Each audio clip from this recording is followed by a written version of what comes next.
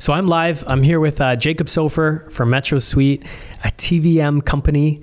Is that that's kind of the sub tagline to Metro Suite? Yeah, it's our parent company. Okay, so TVM. What is TVM?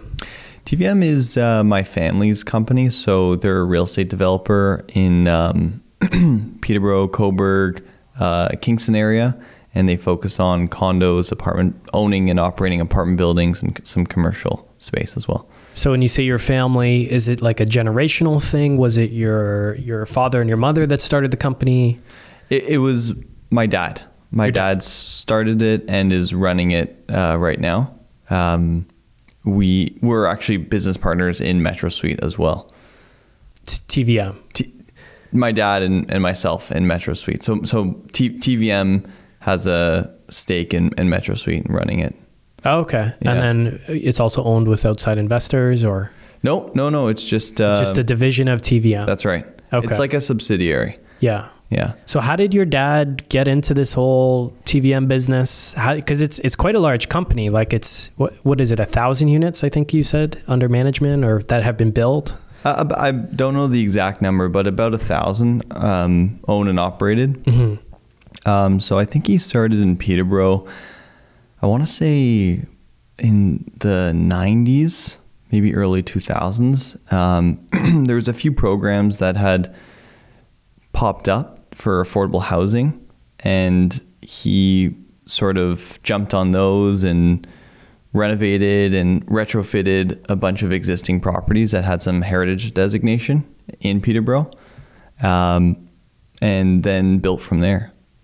Wow. Yeah. Humble beginnings. Yeah. So started with heritage buildings and single family homes?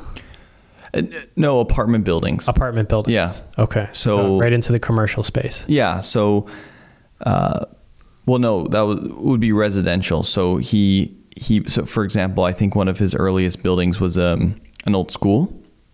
So the school had a heritage protected exterior. So from what I recall correctly, he renovated the inside, kept the exterior, and then a portion or all of it is affordable housing. And there were certain programs at the time that helped financing requirements for developers. So it's certainly evolved since then to condos, what he's working on right now. Okay. So why start Metro Suite? Obviously the company's done well since, just 20, 30 years ago. Why jump into this new arena? You guys must see some sort of opportunity in the space to be making this pivot, or at least to add this on to the TVM's business dealings. So why Metro Suite? Well, I think we saw a really unique opportunity with densification within cities. So, there was these initially laneway sweep bylaws that were passed in the city of Toronto in 2018. And as of last year, garden sweep bylaws passed as well. And we took a look at that and said, okay, well, this is probably a really good idea for homeowners and probably going to catch on throughout Ontario. And since then, there's been a succession of different legislation or bylaws that have been passed elsewhere. The one I'm thinking of is Bill 23, which made a requirement so that all of Ontario must allow for either 3 units in the main dwelling or 2 in the main and 1 in the back. And there's been a lot of activity since then. So we are really bullish on this urban densification space. And we think modular is the right way to go about it. Sorry, when did Bill 23 pass? Either November or December of 2022. Okay, and this is Ontario-wide. You said it's mandated that you must allow for 2 units in the front and 1 unit in the back. That's right. So the legislation was given royal assent in the fall-winter of 2022. And basically what it said is all municipalities must allow for either 3 self-contained units in the main house, so a triplex, or 2, so 1 on the main floor, 1 in the basement typically, and 1 in the back. So 3 or 2 plus 1. And that's, I think there was a limit of like a year for these bylaws for the cities to catch up. And we're now a year next month into this Bill 23, and a huge amount of municipalities have either passed or are about to pass these bylaws to actually allow investors to build on these properties. On every single type of property, all the different zonings. I think it's limited to single family, detached, townhome, or semi-detached, but the typical suspects. Okay, and they can't push back against this at all? It's what's called as of right. So your as of right means that you're allowed to go directly for a building permit if you meet certain programmatic criteria. Mm-hmm. But the building permit is through the municipality. Correct. So can they push back against this? Who? The municipalities. So long if as they don't want the densification, can they just be like, no, we're not allowing for it? And like, is anybody pushing back against this provincial mandate? Once these bylaws are in place, then you're allowed to go for these building permits so long as you meet the regulations within the bylaws. Certain municipalities, like, there is some leeway. So for example, I think Oshawa implemented these bylaws, but they added some parking requirements that made it more difficult. So that would be one example of a municipality that might have made it a little more challenging. But then you look at, say, somewhere like Clarington or Peterborough right next door, and it's way easier to go about these projects. So it's really on a municipality by municipality basis. So walk me through the full journey of ADUs and how it's developed. Was it really 2017 and 2018 when these first initial laws that you mentioned started being passed, and that got your ears pricked up about the opportunity? Was there stuff happening before that you guys were paying attention to? Yeah, I think we were really focused on California, believe it or not. So as is normal, Canada is 4 or 5 years behind the US, and this was the case in California, where they had passed these bylaws, I think in 2016, 2017, where it was the same thing. They call it ADU, accessory dwelling unit. Here we call it garden suite. But there is an entire market in California where you can now put these units behind single family homes or semis or townhouses, and it's like boomed. Like, it's a massive market. There's like a few big players now. They're venture capital backed, and we're now seeing these bylaws pass in Ontario and now Canada wide, really, and that we're catching up. And so we were focused on that, and now we're focused on in California. These big players, were they modular additional dwelling units like you guys are? Were they building them kind of from the ground up with contracting crews? Like, how did it work?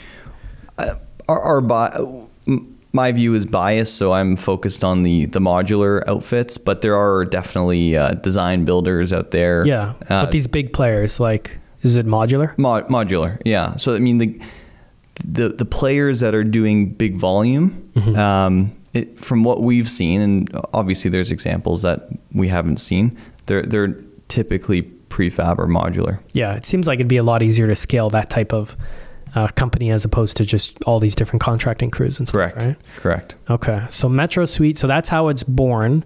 And for anybody that doesn't know, we did a YouTube video like 4 months ago or so, where we actually toured through one of your products. It was the 1-bedroom modular garden home, garden suite, all these different languages or terms for this additional dwelling unit. It's basically like a little garden suite. It's a fair size, but you can crane it into the backyard, and you just plop it right down into the backyard, and you guys prepare the foundation and all of that type of stuff. It's a very turnkey, done-for-you product. So we did a YouTube video where we toured through it and then interviewed you about it.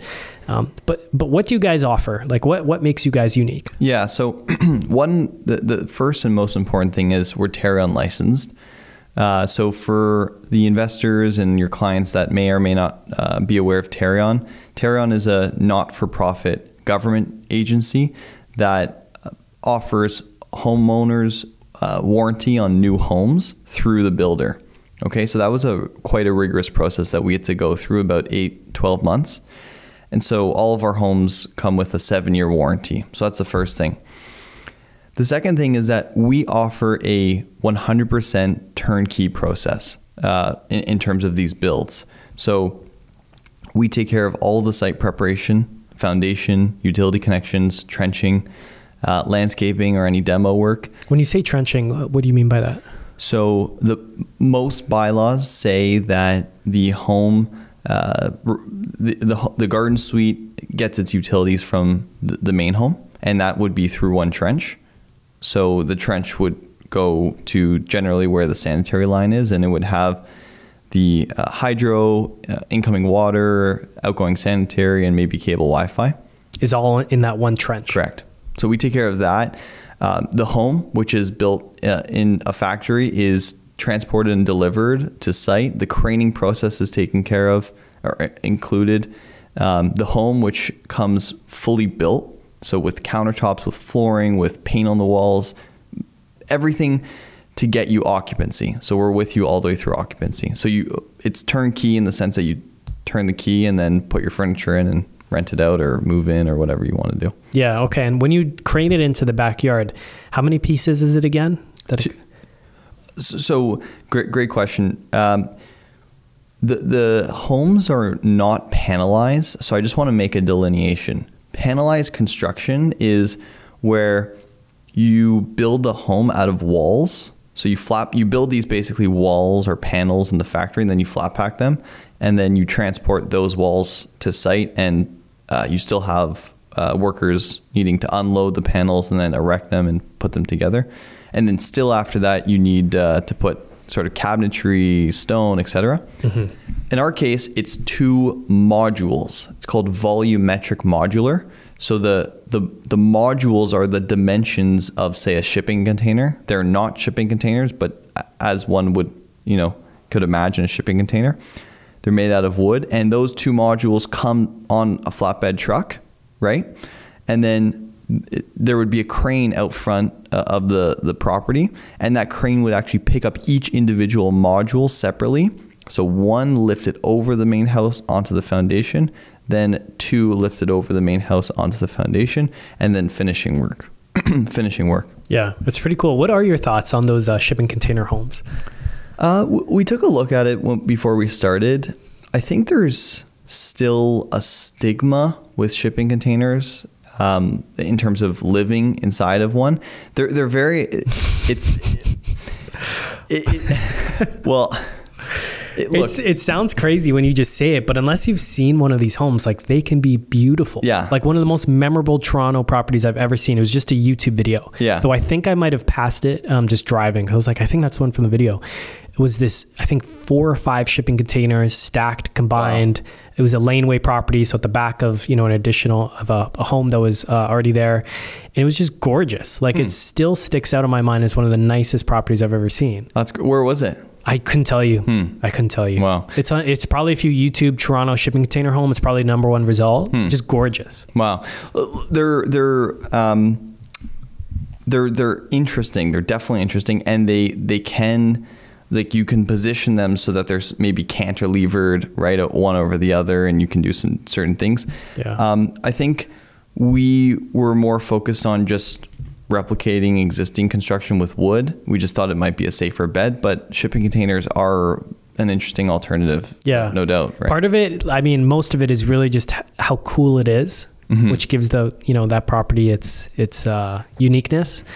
But you guys really do, like, your products are really beautiful. Like, touring through it feels like you're in a condo. Thanks. And a really nice condo. And better than a condo because you're on the ground floor and you've got the big windows, the really big tall ceilings, but very similar to condo living in terms of the overall dimensions. The finishings are very high quality and stuff. It's definitely cool, man. I think you guys, are on the right trend for sure. Thanks. So you have the 1 bedroom and then you have the 2 bedroom, right? That's right. We're actually, so our 1 bed is 480 square feet. That's the one that you walk through. Is really?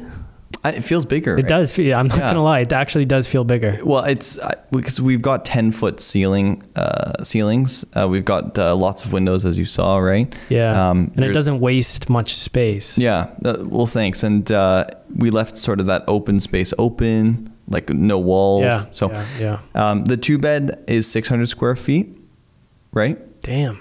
So it's sort of like a condo, and we're actually introducing this month a 600 square foot one bed.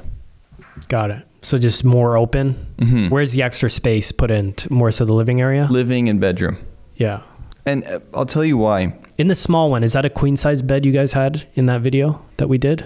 Yeah. Yeah. That's a queen size bed. More than enough room. I'll tell you why, and this actually might be an interesting case study for some clients. So while rates are high right now, people are seeing opportunities, whether on existing properties or buying a new one where they can do this.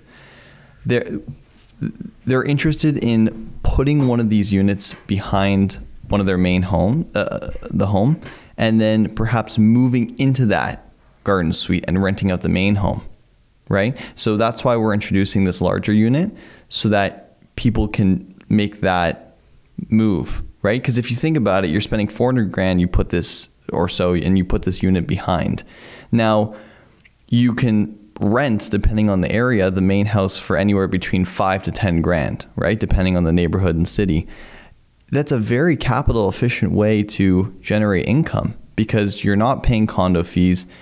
You have maximal control because you're literally looking at the other, home, and it's just very efficient, right? Like even taking like trash management and mail and stuff like that. Like you're the most important thing is that you're in the same neighborhood. You don't have to move into, say, like a condo, right? So you're generating income from your property and you're staying there. So we're seeing that already in California, and we're now seeing it here.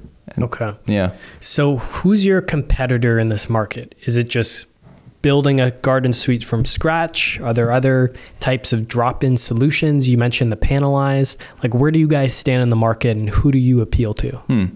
Yeah, good question. I think there's definitely other players in the market. So I'm hard pressed to find another player that has a showroom with an actual model home that's Terrain licensed and that builds volumetric modular and takes care of the entire project. I am hard pressed to find that. That being said, there are several design builders that do custom projects, and then there are some smaller modular players. But you really have to be careful, right? This is a huge investment. So you want to be comfortable as the investor, the homeowner, the client, who you're working with, right? So I think due diligence is very important when you're choosing what to do. Yeah. What are the advantages of using Metro Suite, this modular turnkey solution, versus building your own garden suite? I think if you're very adventurous and you're comfortable with managing the entire project, then we wouldn't be competitive for you, and that's not something that we sort of assist with. Situations where you want a very custom built home that meets your specific needs, normally not for investors. That would normally be for, say, a very wealthy multi-generational situation where they want, say, an indoor hot tub, or I'm just making it up. Those situations you would really want to have that tailored custom site-built approach. For investors, generally they're cost conscious and they're just looking for what is a good, safe approach. And when you work with us, our pricing is on a fixed cost contract basis. So it's not a budget or an estimate, it's a fixed cost. Yeah. So investors are typically looking for the highest value, right? Yeah. A good, solid, well-built, quality product that's going to rent easily. Correct. To high-quality tenants that's going to last a long time, and rent for a good amount and cost as little as possible to get all that value. Well, I mean, even clients of the brokerage, right? I mean, I know you guys work very well with helping clients look at new properties and seeing what their highest and best use is. Yeah. So when they're looking to see if there's any densification possibilities, offering a fixed cost is just one way that they can say, okay, on my Excel spreadsheet, here's the purchase price that I can stand behind, and that's how I can determine my NOI. I think that's where we're trying to help folks. Yeah, smart. How do you know if you're even approved to put one of these into your backyard? We offer property eligibility assessments for free, so they can clients can go into our website, fill out a very short form, and we can get back to them with if they're eligible. And you guys are all across the province. Where do you guys service people? Wherever is allowed. So wherever the zoning allows for, that's where we can work. We're not limited by geography. Okay. Is there anywhere that's not allowed right now that you're like, yeah, Brampton, can't do Brampton? Something like that? Yeah. So there are certain municipalities that haven't passed these bylaws yet. But they have to, right? But they have to, correct. And you mentioned it's like a month away from them having to? Correct. Yeah. So like Mississauga, I think is working either this month or next month, I could be wrong, to pass what's been 16 months of study to pass these bylaws. So that's happening, for example, this month or next month, but isn't currently allowed. What's there to study? Like, we need housing. Here's an opportunity to add more housing. I think it's probably just people delaying the inevitable. Like you pump 1 million new immigrants into a country. Most of them come to Ontario. Most of those people come to the greater Toronto area. It's like, look, something's got to give here, man. Something has to give. I think that there is a lot of stakeholders involved when allowing for these bylaws to be enacted. So look, it's a tough process. If I was a councillor, I would not want to be involved with pushing through this change, because it has to happen, but it's the question of how, right? Yeah. What's the right way to densify? Not if, but how. So that's the big challenge. Yeah, that's fair. That can be tricky. Yeah. Yeah. So how long does one of these projects take? We say 4 to 6 months from receiving a building permit. And that's because, that's very fast, by the way, right? Normal construction project would take anywhere from 12 months or longer, 16 months. We say that because each municipality offers a different timeline for processing the permit. So to be agnostic, we go from receiving the permit. The 4 to 6 months is achievable because we can do the site work, so that trenching, as we talked about, foundation, etc., at the same time as the home is being built in the factory. So those things happen concurrently, and that's what yields those time savings. And in fact, I'll just say one more thing on that.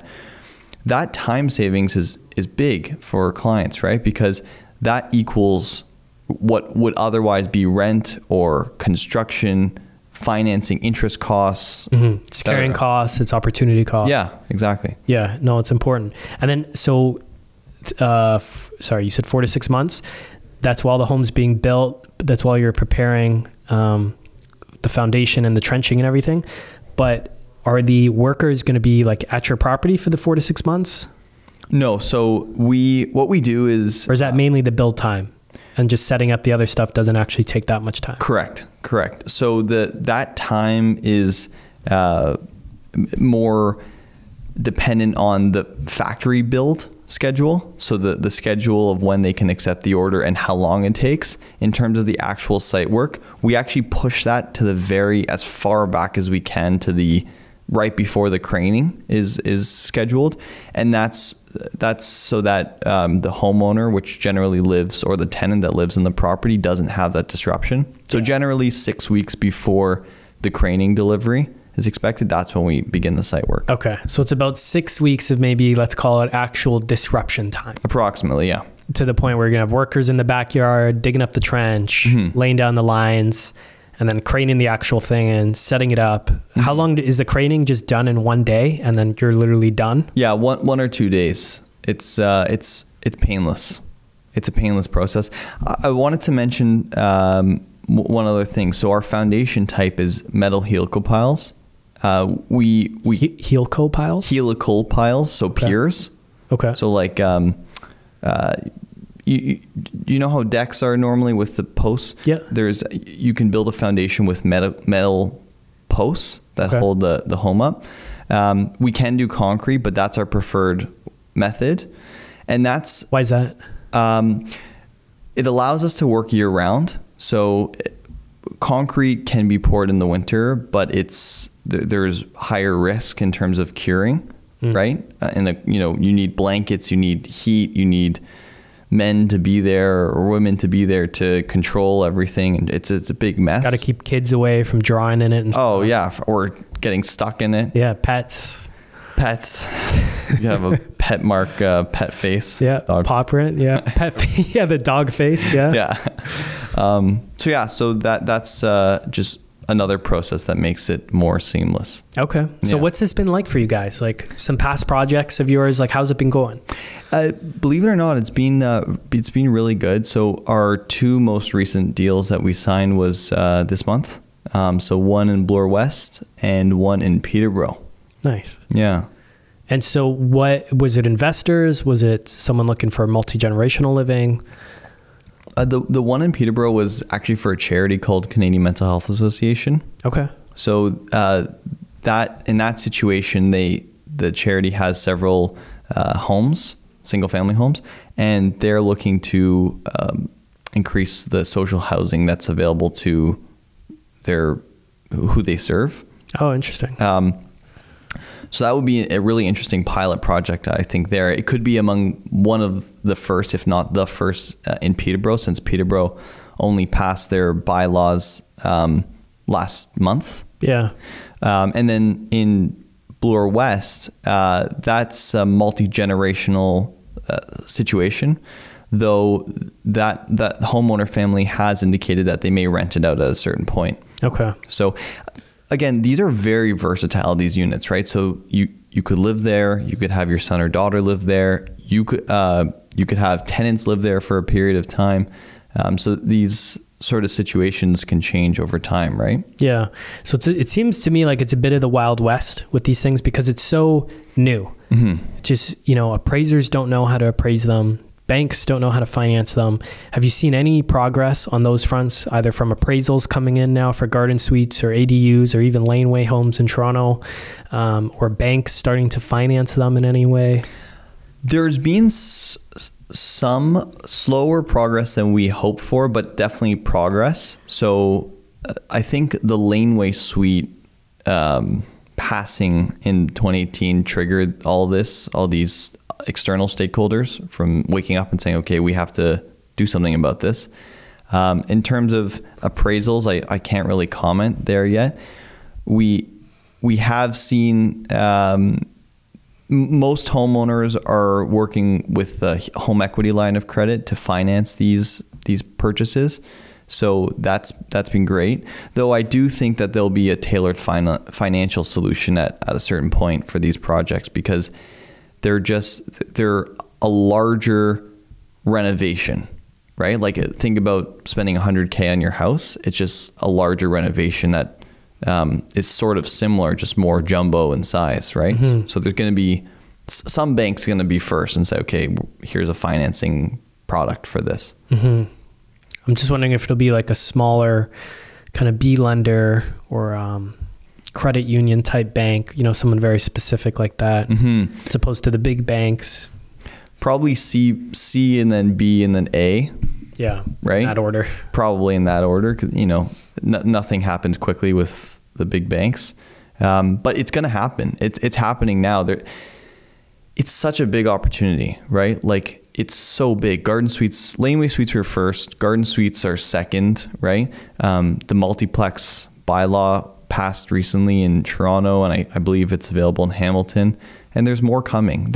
In fact, there's this new set of bylaws that are moving through the Planning and Housing Committee. I don't know if they got approval there. It's called the Major Streets Study.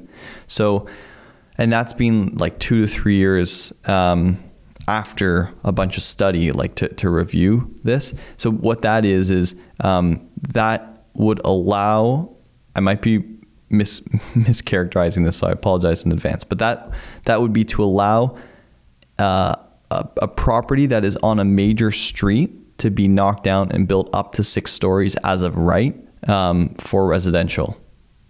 So we're going right for a building permit. So right now you ask for permission. It's a very long process, right, to get zoning for a project like that. But if and when this passes, you could go right for building permit for a 6-story building, from my understanding. So as of right just means you can go directly right to a building permit on a what they define as major streets. Okay. There's other. Is this just in Toronto, or is this a provincial?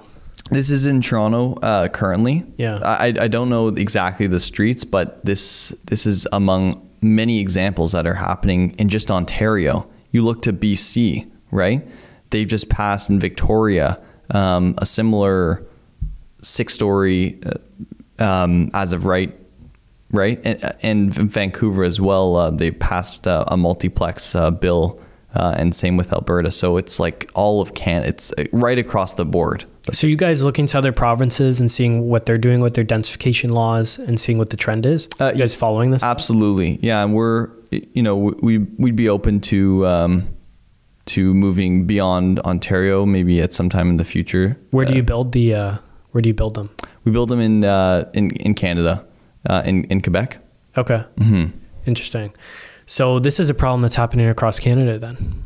Oh, for sure. Well, a problem and therefore an opportunity. Mm-hmm. For investors. I mean, investors are really the engine, it seems, of the sort of Canada existing inventory. I read somewhere that investors own about a third of all houses either in Ontario or Canada-wide. Mm-hmm. So investors are really needed to build on existing properties or buy new properties and add densification. Yeah. So how are you and your dad looking at the overall real estate opportunity in Ontario? Just in an overall sense. Like I know TVM is probably still actively growing. There's Metro Suite, which is, directly addressing the densification issue. Mm-hmm. How are you guys viewing the overall? Right now, things have slowed down with rates where they are. But if you could sort of step back and take a more far-sighted view of the landscape, Canada is a great country and lots of people are coming into Canada, and we have a chronic structural shortage of housing. So we're bullish on Canada and housing, and especially in Ontario. We think that when we sort of get out of this post-pandemic lull, it's off to the races. In terms of specific sort of opportunities, we're really keeping our eye on something called the Housing Accelerator Fund. Are you familiar with this? No. Okay. I think I've heard about it. Okay. So it's one of several initiatives being moved forward by the federal government that it's basically a slosh of money at the federal level that municipalities can get access to if they apply for it and if they do certain things to incentivize housing supply in their city. So, for example, the City of London recently was approved. I think they were the first city that was approved on their application to get this. I think it was 74 million. And they, as part of that application, they allowed for a fourplex as of right, or are allowing. So that's happening like in Ontario. I can just speak to Ontario. That's happening. So this is already happening? Yeah. I've heard Pierre Poilievre talk about how he wants to incentivize municipalities to allow for more housing to be built by having something that sounds just like this, which is you only get the money if you pass the laws that allow for more densification, more housing to be built. But this is already in existence? So I heard that he proposed a bill, more housing, less bureaucracy act or something. Yeah. It sounds like people have referred to it as a carrot and stick approach, and the Housing Accelerator Fund, other people have referred to it as more of a carrot approach. It remains to be seen which one works. What's the stick? Like beating someone with the stick? What's the difference between carrot and stick and carrot? Carrot is more like dangling the carrot. Yeah, like offering incentive, and then stick is more like punishment. Yeah, right. Yeah, like beating. Yeah. Okay. I don't know how much beating you can do with a stick, with a carrot stick. Depends how big the stick is. Yeah. Or the carrot. Yeah. But either way, there's the intended push is the same. It's just to get more housing. So being strategic in where you purchase housing and what projects you take on, I think is more important now than ever because of all these different initiatives and things that are happening. Okay. So if you're someone in the middle class, Jacob, and you're looking to purchase some investment property because you realize you're not getting ahead, you know, doing what you're doing now, working your salary job, you need to own some assets in your life. So you're in the market to purchase property. Knowing everything that you know, paying attention to all these laws coming down the pipe, the densification stuff, what's your ideal property type that you're buying and where? Great question. So let me ask something back to you. What is the purpose for that individual in terms of their timeline of holding it and what they want to do with it? Say someone thinking long-term, 10 years plus, they're looking to just get ahead. Okay. What they're doing is not working. They want financial freedom, but at this point, they'd be just happy keeping pace. Okay. I think what would be interesting if I was that person would be to look at certain shoulder markets that offer a really good land price rent ratio. Yeah. Okay. So what I mean by that is, like, say, look at Peterborough, right? Peterborough, you could pick up a house for anywhere from, I don't even know if this is true anymore, 480,000 to 650, okay, or more. In that situation, you could rent out that house for less than, like, maybe a good amount. I don't want to speculate, you know, what the rent would be. So in that situation, that's a very great ratio where you can buy something that's lower cost than definitely Toronto, but you could rent it out at rents that are rising. The purchase price is significantly less than Toronto. Correct. But the rent and the income you can generate from the property is not as significantly less. Correct. Now this is a window of opportunity that it probably won't last because the market has a tendency to self-regulate. But that window, from what I'm seeing, is still open for those types of opportunities. Now, and it's existed the past 10 to 15 years. Like that's what we've built this business on, is helping Rockstar Inner Circle members largely purchase in the greater Golden Horseshoe area, the shoulder markets, like you're talking about. We've seen the shoulder markets get pushed out further and further and further as more and more population, you know, from Toronto spills outwards.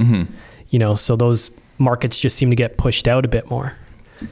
Look, Toronto and Ontario specifically is a great bet, in my opinion. So pulling the trigger on these opportunities is probably a good bet, and just holding and just waiting.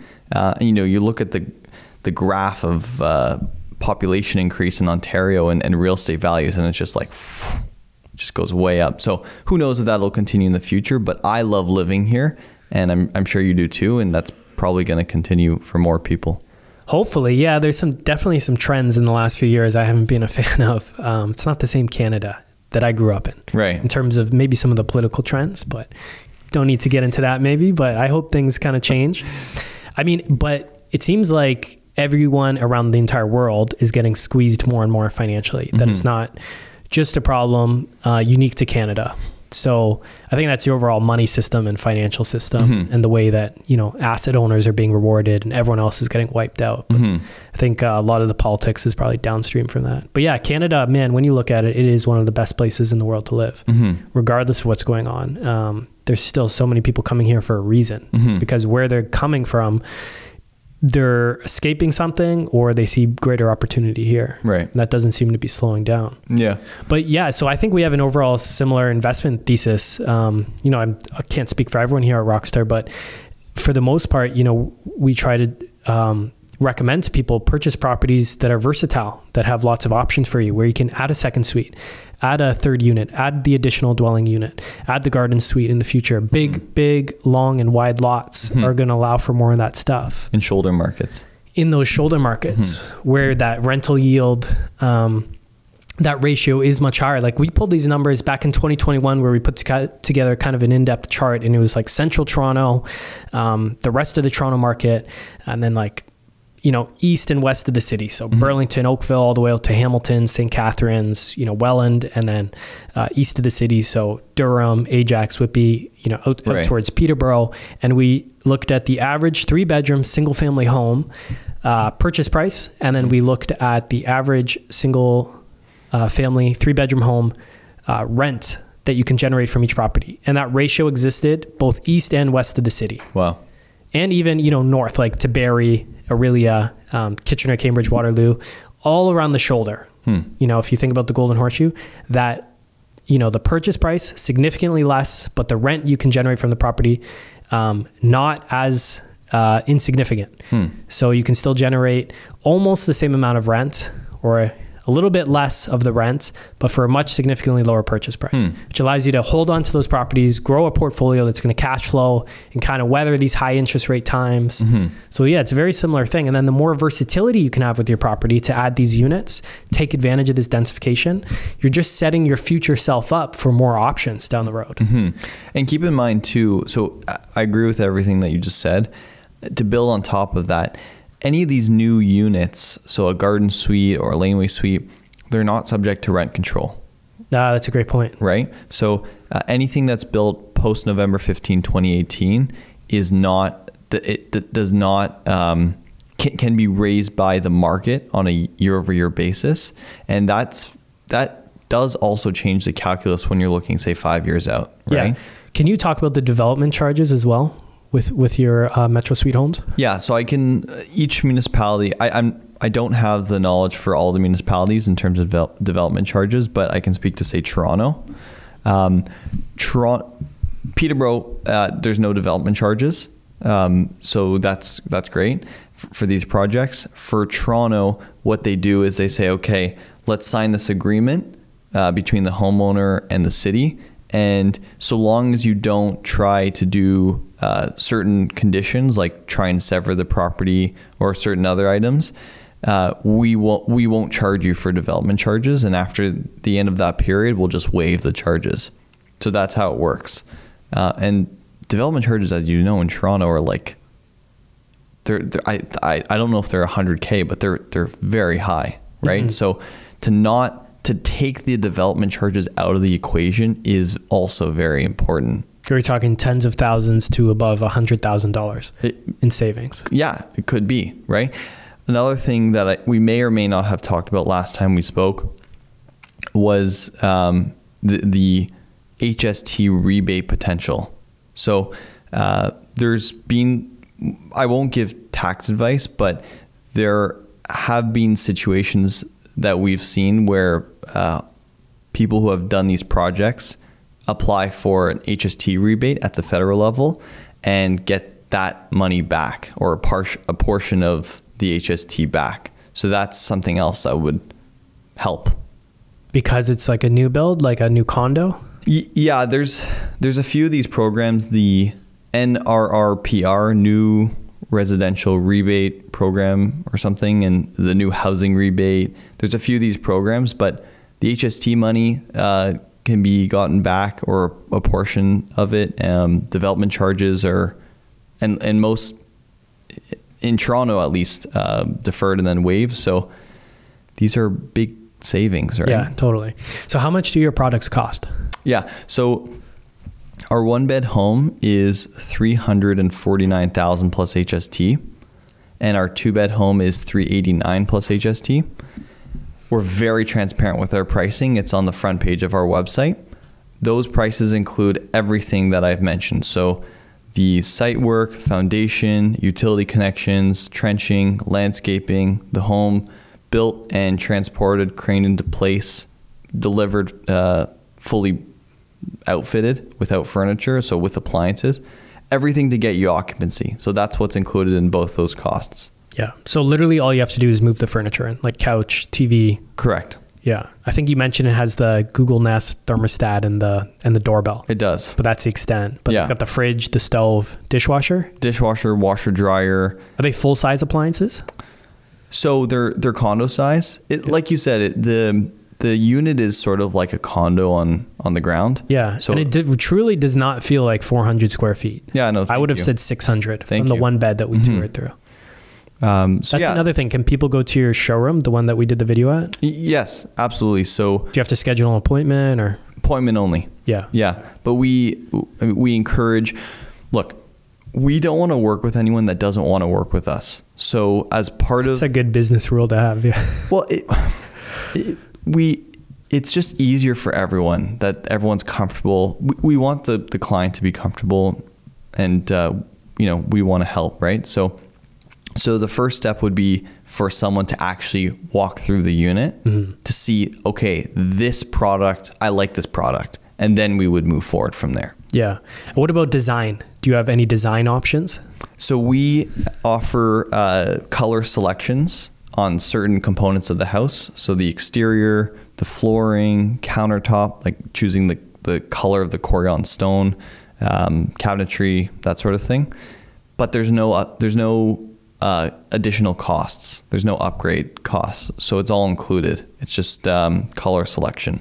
Okay. So it's kind of like picking out your condo finishings, except everything's the same cost. You're not picking between lower quality versus higher quality things. Precisely. So it's like picture walking into a Tesla dealership, or even going on their website. It's a better example. They have a configurator where you can choose the Model Y, the Model X, right? And then you can choose the different colors or heated seats or this. In that case, there's costs. In our case, we don't have costs, but we do have that sort of build your own process, of which we will be introducing a configurator at some point soon. Okay. Just a curious question. What is the difference between a laneway home and a garden suite? Could you call any additional dwelling unit a laneway home if it just backs onto a laneway, typically in Toronto or, a big city market? Okay, so I'll speak to Toronto specifically. The laneway suite bylaws were passed in 2018, and that was for properties that abut a laneway, so that have a laneway on the back. Think Cabbagetown, Little Italy, those sort of properties, right, with laneways. They normally have a garage right now, and that garage sits directly on the property lines. So that set of bylaws was meant for those properties where people would knock down the garage or retrofit it, and in the case of knocking down, would build a house directly on the property line, like to replace the garage. For garden suites, that's everyone else that doesn't back onto a laneway, that has a backyard. That encompasses everyone else that's just putting a home in their backyard. Correct. Okay. Anything else on Metro Suite that you want to share? I think we covered it all. Yeah. What's it been like working with your dad? He's great. He's a great guy. We don't have to send him this, by the way. You can be honest. He'll be, hi, Dad. He's watching for sure. He'll be watching. Jacob, how old are you? I'm 24. Yeah, you're quite impressive, man. I really do have to say. I mean that honestly. Thank you.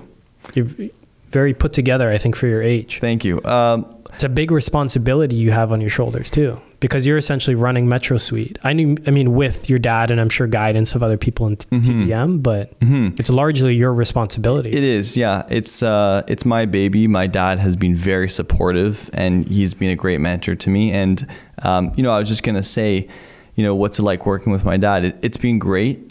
I think, it's interesting. You can judge a person by looking at who they surround themselves with, right? So for example, take some of your investor clients, right? Surrounding themselves with highly sophisticated and qualified coaches, right? Just makes them smarter by virtue of feeding off of and learning and absorbing from smarter people than them. I really believe that. Like, I do believe that. So, take yourself, right? You've got a huge ecosystem here in the office, right? That we toured, of just really smart, motivated people that want to grow alongside you and want you to grow. So I think it's something that I hold true to myself. Yeah, that's cool, man. What business or life lessons do you think you've learned from your dad? I think the biggest lesson that I've learned is to think long term. Love that. It's thinking long term. So when you make a decision, it's to look at 5, 10, 15 years out, right? You make better decisions when you start to think long term than when you're short term focused. That's why I love real estate, because it by its essence forces you to look out, right? Mm-hmm. To be a far-sighted human and just to understand what's happening and what's going to happen. Whereas, maybe the stock market is different, right? Yeah. So thinking long term is the biggest thing. Wow. And being patient. Is that something you just picked up from your dad, or is that something your dad like ingrained in you? I think I've learned through osmosis, right? So my dad's been a great mentor. I try and surround myself with other mentors as well. I also read a lot. I try and read a lot and a wide variety of books on different topics, and just having a better understanding of what's happening, what probably will happen in the future, and understanding that things take time and you need to take one step at a time. It has helped me so far, but I have a lot to learn as well, right? Do you think your goal is to grow into the role your dad has now with TVM over time, or is that just too far down the road? You're just taking it one thing at a time. You've got Metro Suite. You want to grow Metro Suite right now. One thing at a time. I think that's the right approach. Yeah. But I don't even know what I'm doing this weekend. So I can't think that far. What kind of books are you reading? The book, I just read the Elon Musk book that came out with Walter Isaacson. Okay. Is that the new one? The new one. Okay. I read his, the big biography before that. I'm sure there's tons of Yeah. Maybe the Steve Jobs one. It was a woman that wrote it. Okay. No, it was on Elon. Oh, okay. Yeah. I forget the name. I got the Audible. Mm-hmm. So I read that. I'm reading a book on design, right? So, designing a modular home is a unique exercise. And I'm not a designer, but I want to be able to converse with people that are, doing the design work, whether in-house or external partners. So I'm reading a design book. And then, a third book that I'm about to read is about quantum computing. This is very off topic, but, AI is the big thing right now, but quantum computing could accelerate AI, and if it changes it could change the way that computers run in the future. What is quantum computing? I haven't read the book yet, so I'm not 100% sure, but I understand it to be like the next logical successor to semiconductors. So in terms of how a computer is run, and my brother, who's a techie, is going to kill me for trying to explain this. Semiconductors have they're binary, they have an on or off switch. And so certain calculations are done binary. With quantum computing, it's not a binary device, so it can have multiple different stages happen at the same time, and that exponentially increases the potential of a computer computing capacity. I'm so sorry if I completely butchered that. If somebody asked me what quantum computing was, you don't want to hear I don't know yet, so. Yeah. No, it's interesting that you're learning from so many different topics. It's cool, man. Your home's design, it's very nice. How would you summarize it? I'd say it's like a modern aesthetic, like very minimalist. Lots of light coming in. Like, how would you describe it now reading your interior design book? Mm-hmm. I think minimalist and attempting to be modern is probably the right, choice of words. TVM, which is my dad is currently building a condo project in Peterborough, and those units are modern. So there's a lot of cross pollination, right, in terms of what they're doing and what we're doing. One of the things that we haven't really talked about, but I think is important, is I want to have my friends and family be able to move out if they wanted to into these garden suites, right? Because a lot of younger people are still living, at home. You're on a mission to give housing to your friends and family. Well, I mean, it's gotten so bad out there. You got to build the homes for them. Like, hell, if they need to move out, build a freaking garden suite. You know what I'm saying? So fair enough, man. So modern and minimalistic. How are friends your age? You're 24. So how are people your age thinking about the housing market right now? I think creatively is the right word. The only way they can. Yeah. So, like getting help from parents is probably reaching its max for a lot of people, right? Because parents still need their own resources to live. Yeah. One of the things that I thought of or heard from a friend, I think, was buying a house and then putting a garden suite in the back. You'd need to have the capital to do this, and then living in the garden suite and renting out the main house. And that way the main house rental income could cover probably the mortgage costs, or even with rates, right, where they are. So that was like one way to think about it. But if you have the capital, you need the just capital. When you're a young person, everyone would make that sacrifice. I mean, especially it's easy with the Metro Suite. Yeah. So nice. Yeah. It's not much of a sacrifice to make. Thank you. Just the capital. Mm-hmm. Yeah. Yeah. So, I mean, it's hard out there. There's no way around it. Yeah. Right? There's no way around it. Be creative. Yeah. Yeah. Mm-hmm. You don't know this, but what I did is I partnered up with my friends to purchase investment properties. Oh, cool. So me and my two partners that I own homes with, we all actually rent condos. They're in Toronto, I'm in Oakville. We rent the condos where we live, but we purchase investment properties together. So we pool our income, our qualification ability, and our down payments, and that's how we were able to start purchasing properties.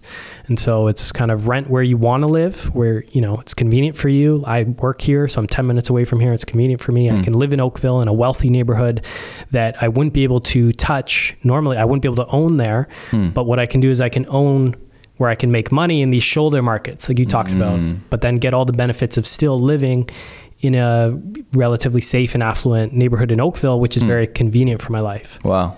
Like our properties are mainly in St. Catharines, so I'm not having to make the commute from St. Catharines every day. So it's just getting creative.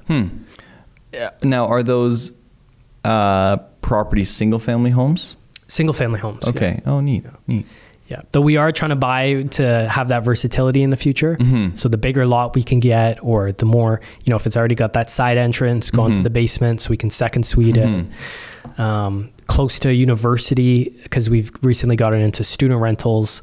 So like 3 of my 4 places are now student rentals. So I'm trying to buy close to Brock to have that versatility, get the higher cash flow. That's kind of helped me really carry these properties through these times. Cool. So it's really just these higher rates have taught me the importance of versatility, because when rates are 2%, you can just buy the single family home. And even if it's negative a couple $100, like it's not going to break the bank.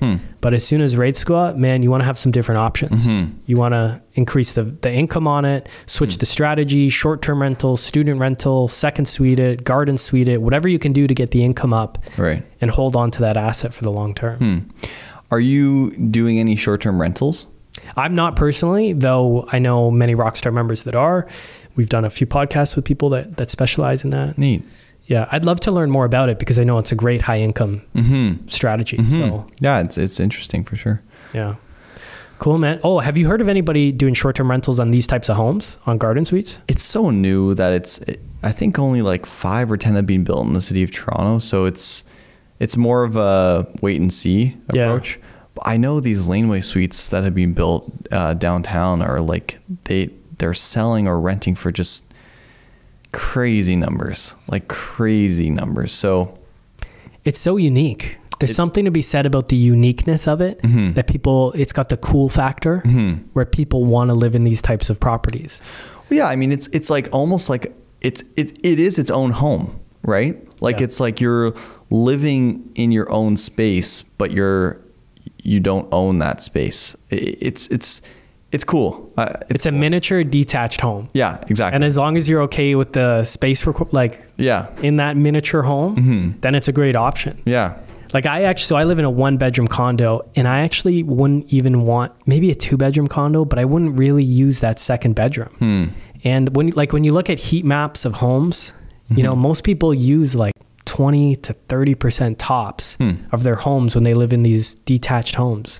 It's just so much unused space. And I've thought to myself, because I've pared down my life a lot, to now be comfortable living in this 1-bedroom home. And sure, sometimes it'd be nice to have a bit of extra space, but then you can kind of sort things out, readjust your life so that if it all fits again. But I don't want the extra wastage of that. So it's something, maybe I've just trained myself to do that, and because of the housing market, it's you know, been my only option. But I kind of like that aspect where I'm only using what I actually use. Right. And then that way, well, you're also like, if everyone took your approach, right, there would be, there's like a massive underutilization, I read somewhere, of like these extra bedrooms. Oh my gosh. It's crazy. Yeah. So I guess logically the vacant home tax would make sense in terms of addressing that, but that's good on you for being efficient, right? And using the space correctly. Or not correctly, but how it fits for your life, right? Like it's an intelligent use of space. Well, I've just realized that like this is only what I need. Right.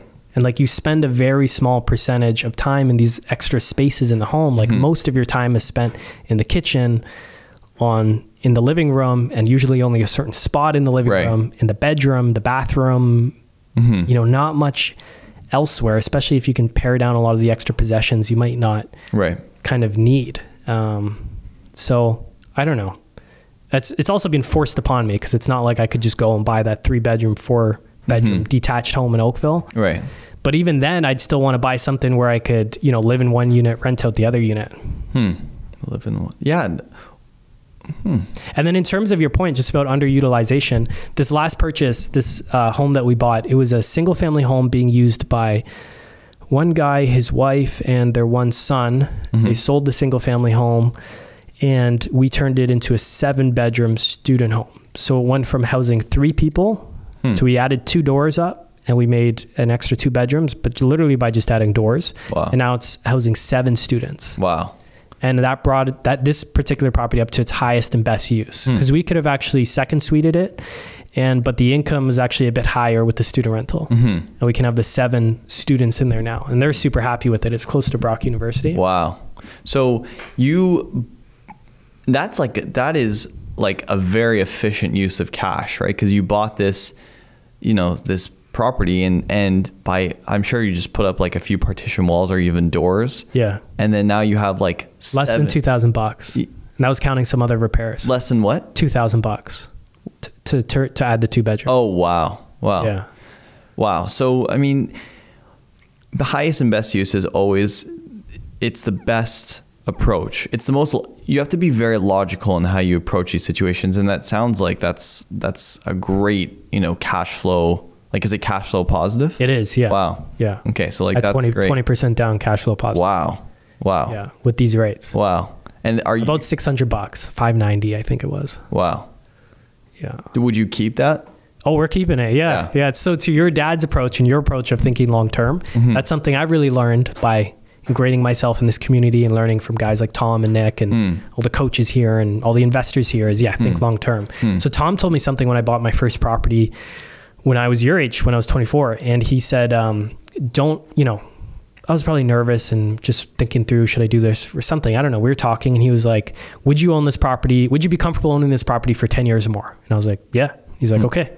That's always been me and Nick's litmus test. And that always stuck with me. So I purchased this property with partners, my girlfriend and a friend of ours. And that was what I asked them. I'm like, guys, are you in this, you know, are you committing to own this property with me for 10 years plus or more? And they're both like, yeah. So I'm like, okay, I've got long-term thinking partners. We're good. And actually between them and my other partners, it's like, we want to own these properties forever.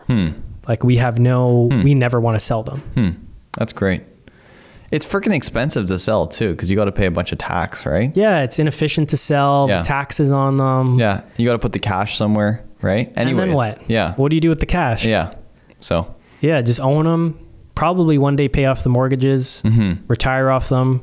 Then you have no interest rate risk at a certain point. Right. You have no mortgages. Yeah. What's your risk of the housing? By then you've figured out how to deal with tenants. Right. You know, I already have. I've taken my lumps with tenants and stuff, but I figured it out now. It's like, what are your risks? Yeah. Property taxes go up. Yeah. Government takes it from you. Yeah. Well, if things get bad enough, man, but Just logically thinking, right? Yeah. Like, what are your risks at that point? Natural disasters. Well, Canada, Southern Ontario is one of the most protected places in the world, right, when it comes to natural disasters. Well, think no hurricanes, no earthquakes. We're inland, like no typhoons.